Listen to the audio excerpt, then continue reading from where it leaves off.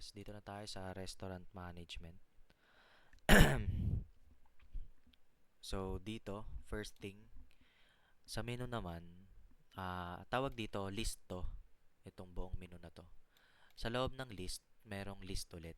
Tawag dyan, sublist. Yay, Sir Jordan. Tapos dito, i-print lang natin dito yung menu. Nag-create lang siya ng list ng menu dito.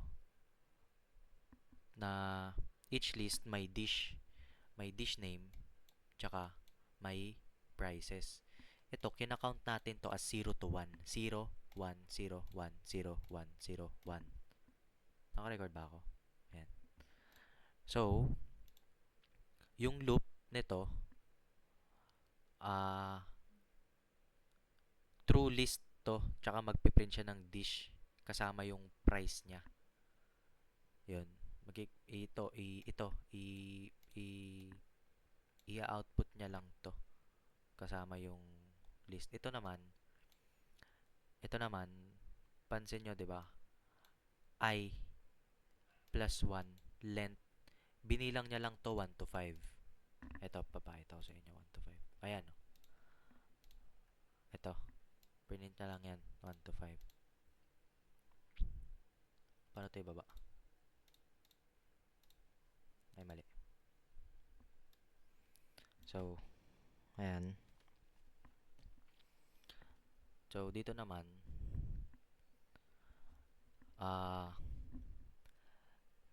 dito, nag-ano tayo dito, gumamit tayo ng append para ma-add yung dish na pizza. Kasama yung ito, list pa din to. List, ginawa pa rin siyang list. 0, 1 pa rin ang count ito. 0 yung dish, 1 yung price. So, nasa end na to ng list kasi dinagdag natin siya. Append yung ginamit natin.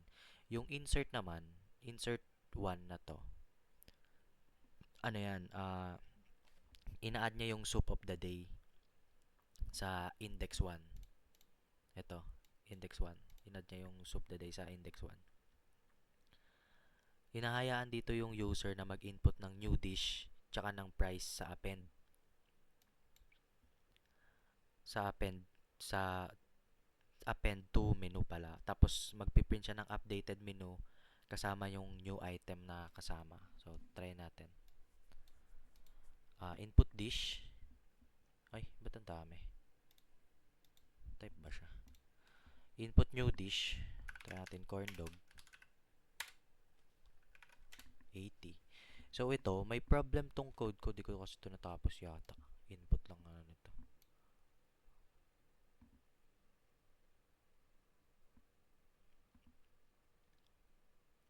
So, ginawa niya dito.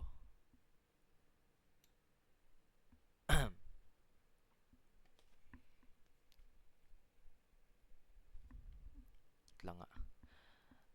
Ang ginawa niya dito, inad niya yung updated menu, inad niya yung nilagay nating corn dog, tapos yung after removing items nito, ano ba yung dinilit niya dito? Yung fries yata.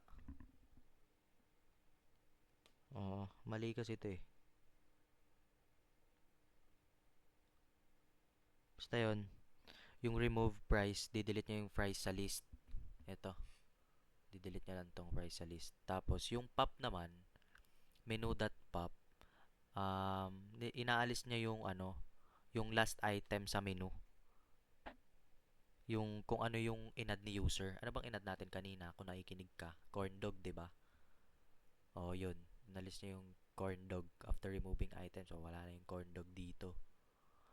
Tapos, sinort ulit siya. Nag-sort siya dito sa gamit yung so na yun, menu.sort. Ito, menu.sort natin. Ito naman, nag-sort siya ng menu by price. Yung itong X1 na to.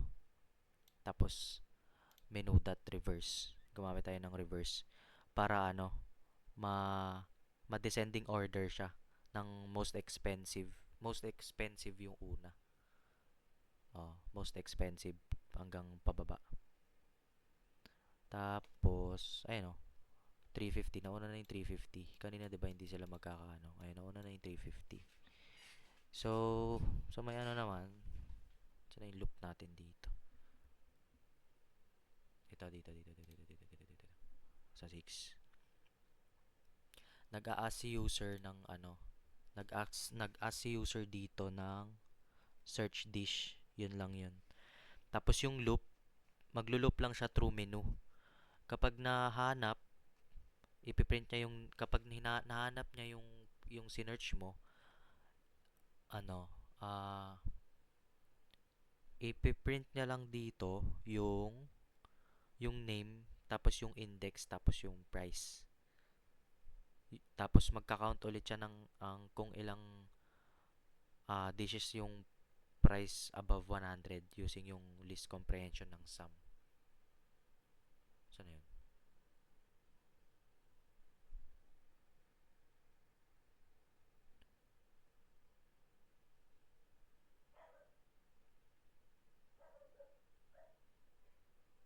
What?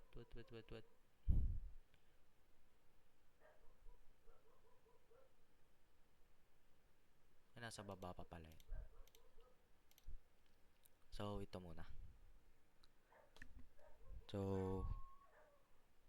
output, tapos, pagtapos nyan, wait lang, search muna tayo. Search natin yung steak.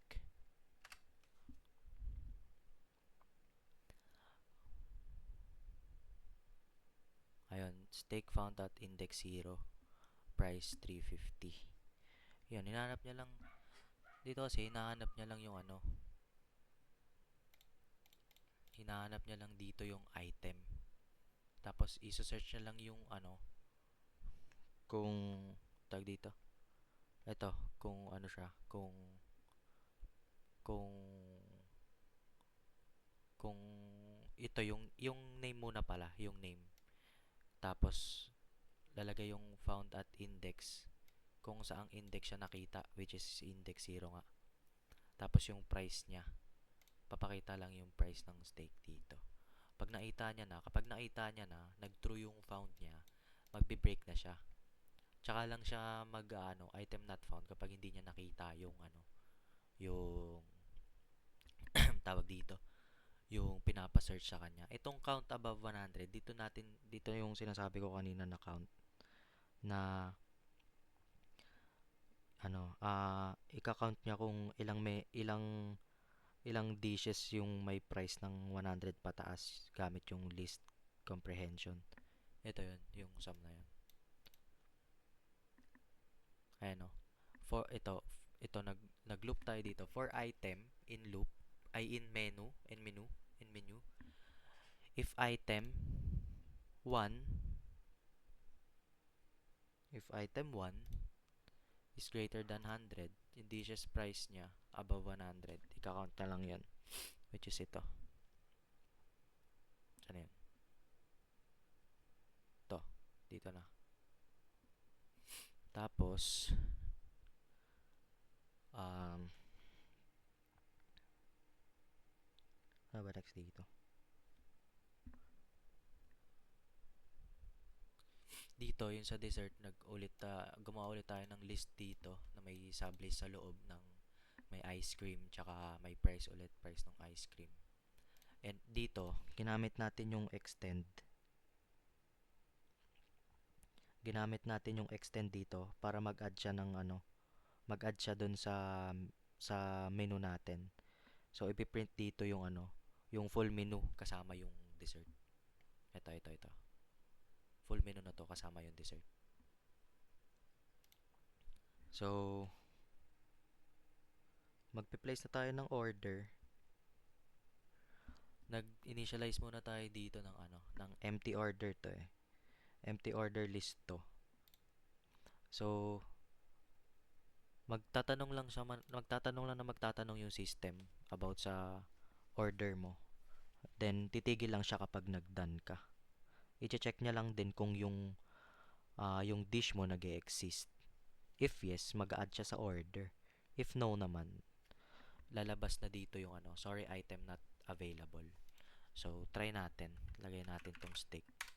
Lagay natin tong pizza. Tapos, done na natin. So, lo, sorry, item not available. Ano yun yung pizza? Ay, naalis niya. Ayun pala ang mali ko. So, di ko na ayusin yan. Kasi di ko naman alam yan.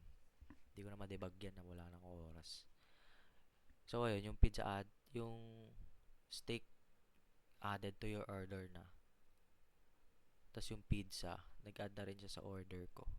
Nag-done na ako. Bakit no order please? Ulitin nga natin. Hanggang sa maging tama tong lintik na to. So, new dish. Lugaw na lang. Lugaw, 50.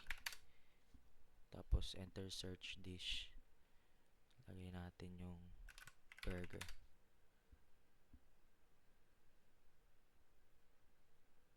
Price, 120. Place order. Steak lang. Steak. Tapos, done na natin. Ayan, yung order summary natin, yung steak. Tapos yung nagbigay siya ng total dito ng 350. So mamaya na natin na-explain 'yan. Sa yung 8 natin yung pagka-calculate ng total. So dito, nag-initialize lang tayo dito ng gumamit tayo ng sum for total para sa list comprehension ng ma-calculate natin yung total price ng lahat ng order items natin. Which is isa lang, which is mali din yung gawa ko. Isa lang yung inad ko. Tapos ipiprint niya lang yung summary niya with total. Ito na yung total. Order summary natin ito. Kasi steak lang naman in order natin. Tapos yung total natin 350. Then yung sa menu copy naman, itong last natin. Yung menu copy equals to menu.copy. Ano lang to, kinokopya niya lang yung current menu. Tapos yung menu clear, in-empty niya lang yung original menu. Tapos piniprint niya yung original menu na may copy menu na nakahiwalay. So, ito original menu wala na. Tapos ito, copied menu. Ito na yun. Ito lang yun. Try nga natin mag-add ng dalawang dish. Steak. Steak. Pasta. Item not found. Steak na lang. Hindi. Sige. Try natin dalawang steak. Ayun, nag-add pa rin siya pala. So, yun lang.